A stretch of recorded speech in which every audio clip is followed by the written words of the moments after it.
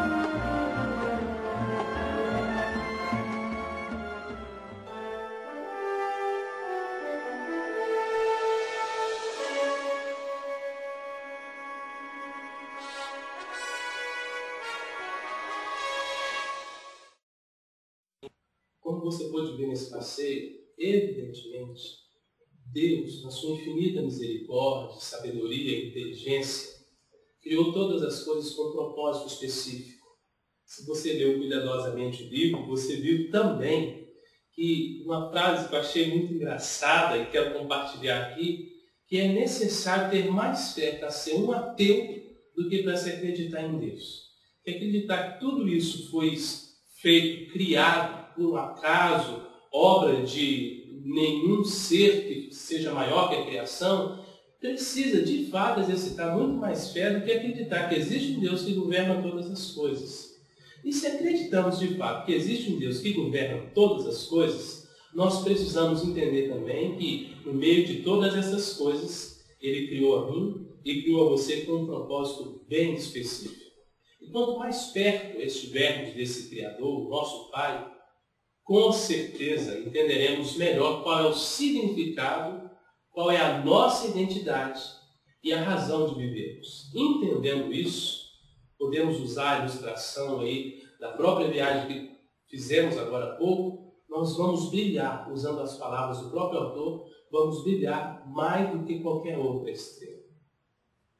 Nos dias que passamos lendo Um Mês para Viver, nós encontramos ali na meditação do dia 17, a questão a respeito de encontrando o rumo no meio de toda a criação do Eterno.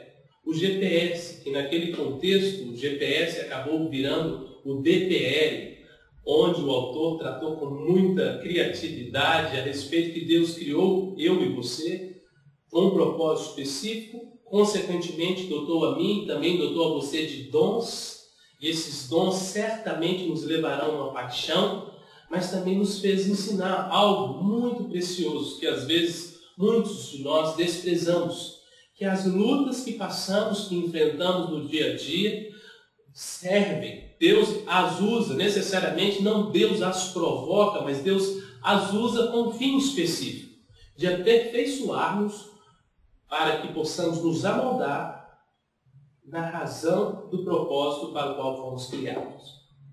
Nas páginas nós encontramos ali que Deus derramou sobre a humanidade uma galáxia de dons.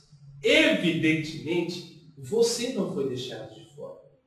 E Deus dotou você com dons, e você precisa entender quais são esses dons. Certamente você vai entender um pouco melhor qual é o propósito para o qual Deus te criou. E como entender?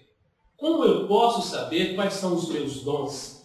Consequentemente, onde eu devo derramar o meu coração como a minha paixão? Pergunte para o Criador. Pergunte para o nosso Pai. Pergunte para o nosso Deus. Eu tenho certeza absoluta que Ele desejoso está de te responder. Quando entendemos os dons, quando entendemos essa paixão, nós não podemos deixar de entender algo que também foi tratado nesse capítulo do GPS, no dia 17.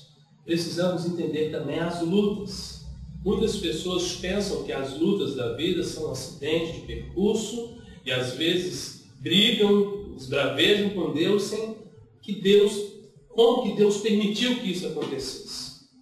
Mas eu quero te levar hoje a olhar as mudanças que você enfrenta por causa das muitas adversidades, tempestades ou furacões que você enfrenta com outros olhares. Uma vez que Deus controla e governa todas as coisas, não podemos esquecer que no meio da tempestade Deus também tem o seu caminho. Como é bem repetido várias vezes, Deus tem o seu caminho no meio da tormenta. E nós podemos meditar na vida do apóstolo Paulo, capítulo 28 do livro de Atos, como o próprio apóstolo Paulo se comportou no meio de uma tempestade. Imagine você, durante mais de 2 semanas praticamente, navegando sem ver sol, sem ver estrelas, tão densas eram as nuvens, tão pesada era a tempestade, mas algo tranquilizou o coração dele.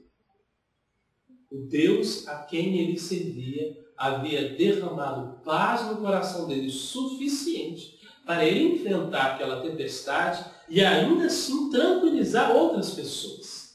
No meio das tempestades, nós também aprendemos que durante a vida nós vamos colocando muita coisa nas nossas mochilas ou na nossa mochila. Quero te convidar a uma outra viagem agora. Quem sabe você foi convidado para essa viagem, vou te permitir levar única e exclusivamente uma mochila. E você pode colocar na sua mochila o que você quiser. O que veio na sua mente?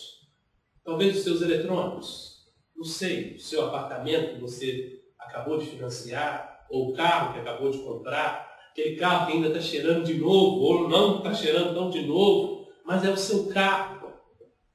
Talvez você vai querer levar sua bicicleta importada, seu computador. Você só pode levar uma espécie de coisas dentro dessa mochila. Cabe o que você quiser. Imagine a mochila dos sonhos.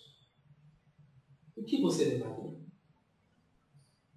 Com certeza, você levaria o que vai fazer muita diferença. Acredite que se você pensar um pouquinho, a primeira coisa que vai vir é a sua família. As pessoas que realmente se importam com você. Os relacionamentos, amigos. aquelas pessoas